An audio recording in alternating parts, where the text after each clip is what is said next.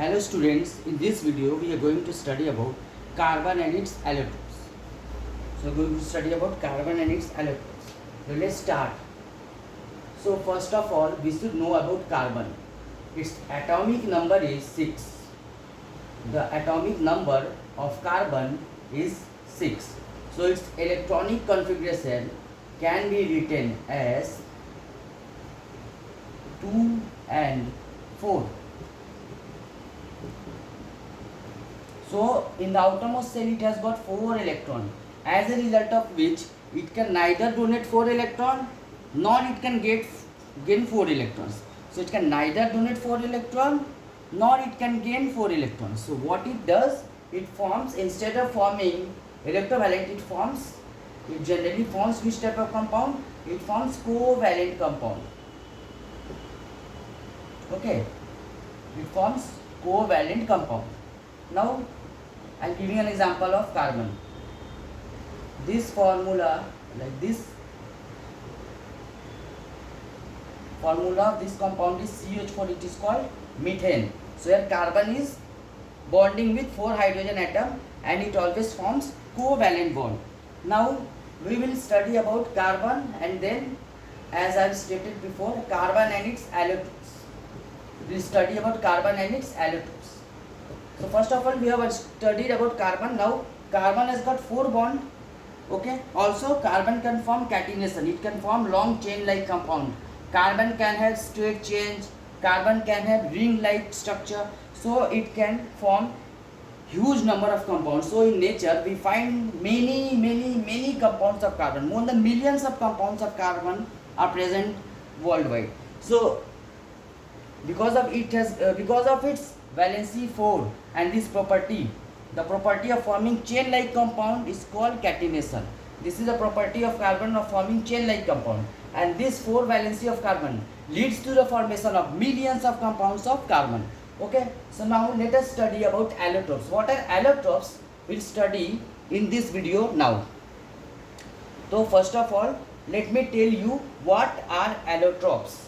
So allotropes are the different forms of the same elements. So what are allotropes? Allotropes are the different forms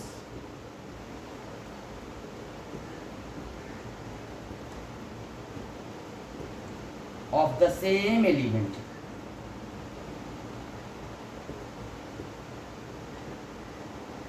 So we will study in this video about the 2 important allotropes of carbon, which generally comes in schools exam and even it comes in board exam. So the 2 important allotropes of carbon are diamond and graphite. The 2 allotropes of carbon are diamond and graphite. Excuse me for 1 second.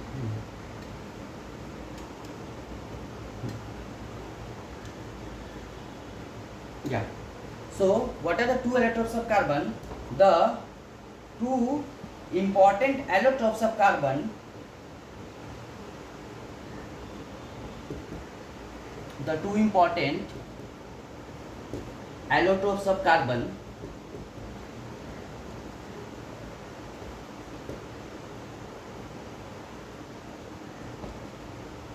diamond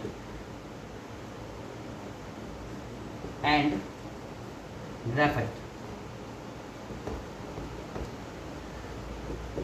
So diamond and graphite both are formed of the same element, carbon. Now why diamond is the hardest substance known and graphite is not so hard? For graphite we can take the example of a pencil. We write, what is the property of graphite? The property of graphite is it marks black on the paper, and because of that it is used in making pencil. This diamond is very shiny, so it is used in making ornaments. Now why diamond is so hard and graphite is so soft? Because graphite has van der Waals force. What is van der Waals force? It is a very weak force. Like we keep sheets of paper like there is a copy and we can turn on the pages. So pages are kept on pages.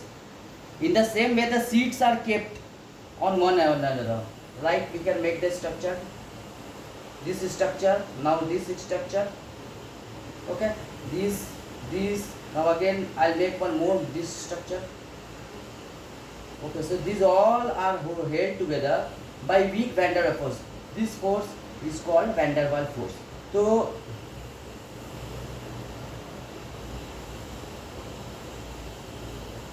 this weak van der Waals force is present in case of graphite, so it is not so hard. But in case of carbon, in case of diamond, the bond is very strong. The bond is very strong, so it is very hard.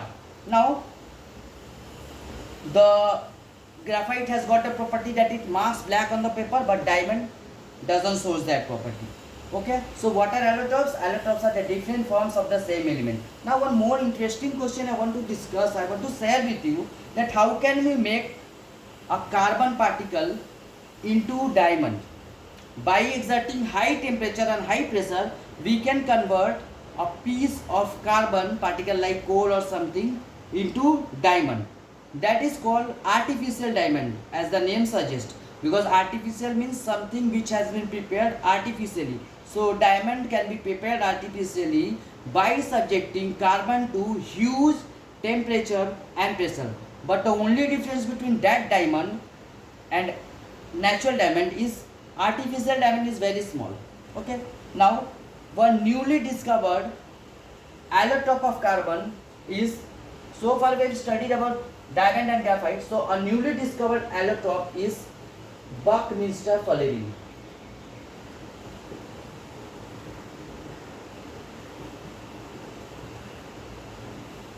Buckminster fullerene is another important alloy of carbon in which 60 carbon atoms joins together to form a spherical shape.